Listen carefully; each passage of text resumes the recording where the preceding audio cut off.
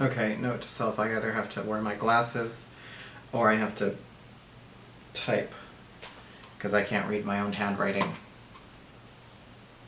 without my glasses on.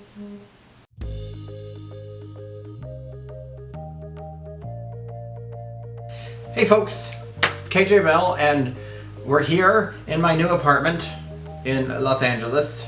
It's been a long time since I posted an AOW video, but here we go. Welcome to episode 5 of Another Way. Today we're talking about mattering. Okay, so here's the story of a lovely lady who's me and was sitting in the standing? What do you do in a shower? I was in the shower one day and I was trying to reconcile the idea of like everybody matters with the idea of like what you say doesn't matter and doesn't affect me, sort of an idea. I was trying to reconcile those two things because I think that they're both true, and because I think that everybody does matter in a certain way, but also people don't matter. Like you have to kind of approach things from both sides, and I was trying to figure that out, and I had this idea that we all matter until we decide that we don't. And when we decide that we don't matter, we and this isn't a conscious decision, by the way. This is totally like, I mean, sometimes I guess it is a conscious decision. But mostly I think it's unconscious. And most of us decide this at some point. We decide that we don't matter.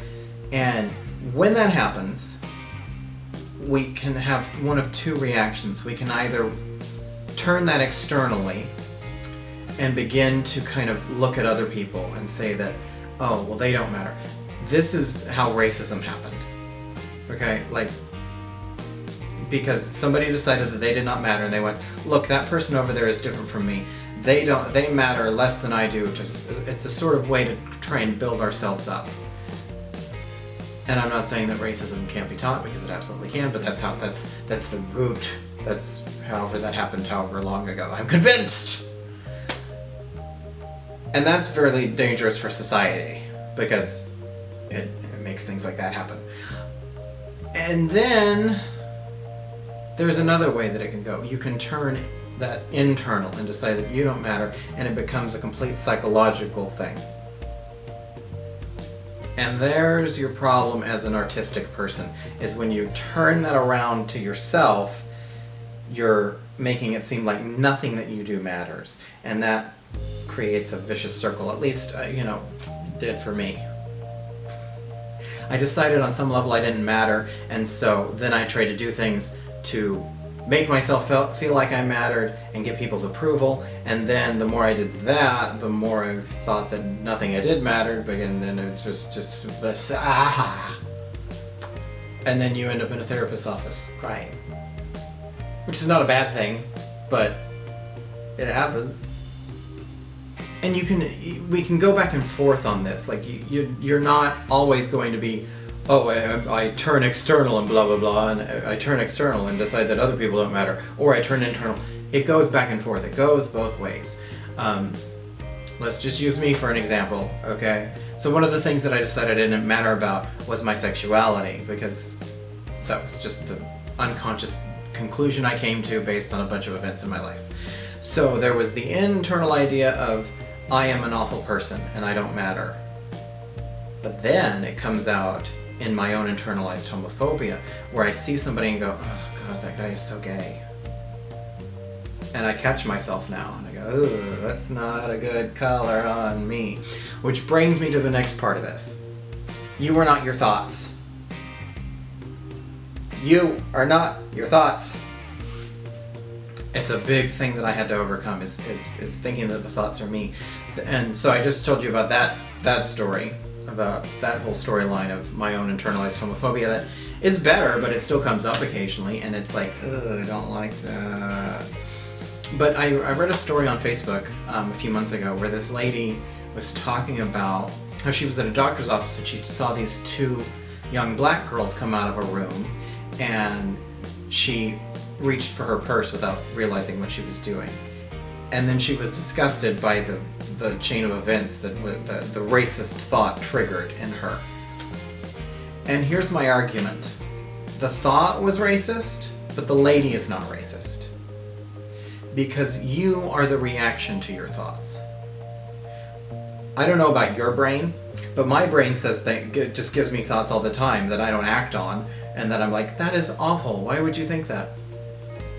One of the days I was at the high school I was working with, one of the marching girls, you know, they have these like fake rifles. They're like 2x4s that are cut into a rifle shape, and they flip them, and it's a thing. But they spin them, and they do tricks with them and stuff. And I was walking by one girl one day, and my brain just goes, I want that to hit her in the face. What? What? Awful thought. I don't really want it to hit her in the face. That's just what my brain said at that point in time. I'm not that thought. I'm the fact that I was like, whoa, no, brain, back that up. That's the me. So we have to do that separation of our thoughts from ourselves. It's tricky sometimes. So in order to kind of make your way back, you have to kind of begin to break down this process. And the first thing you have to do is just notice your thoughts. Okay? It's as much of a practice as anything else I've ever talked about on this, or anywhere else in my life. And you just have to kind of be aware, like, oh, okay, so there's the internalized homophobia. Oh, that was a little racial, that thought that just happened. Okay. Oh, I'm being very negative with myself right now. It's just those sort of thoughts that you have to start paying attention to. Like the ones in my head right now, every time I shoot a video, that are like, why are you doing this, and this is stupid, and you should never ever post this. Just have to note that. You don't have to do anything with it, just note it. And then you can kind of see what your tendencies are. I know I tend to go internal. I tend to want to destroy myself before I want to destroy anybody else. No matter what I might say on Twitter. Or to my friends.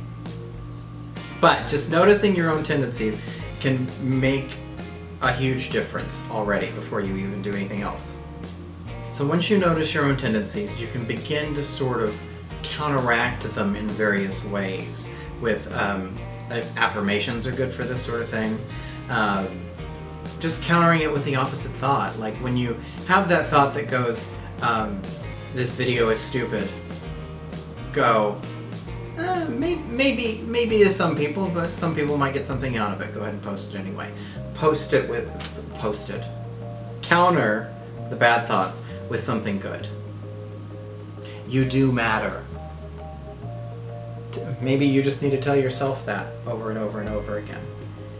And maybe you need to go down and break down when you decided that you didn't matter.